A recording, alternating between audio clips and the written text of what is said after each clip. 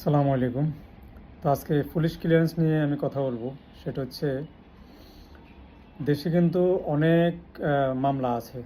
আওয়ামী লীগের সময় বিরোধী দলের প্রচুর মামলা ছিল, আবার এই সময় তো আছেই। তো সব মিলিয়ে কিন্তু দেশের সবারই কিন্তু হিসেবে মনে হয় যে মামলা আছে কম বেশি। তো আমার কথা হচ্ছে যেগুলো ছোটোখাটো মামলা, এগুলোতে পুলিশ ক্লিয়ারেন্সের জন্য সরকারের প্রতি, কর্তৃপক্ষের প্রতি আবেদন জানাচ্ছি। কারণ এগুলোকে ছোটোখাটো মামলার লোকগুলোকে ধরে রেখে কী লাভ?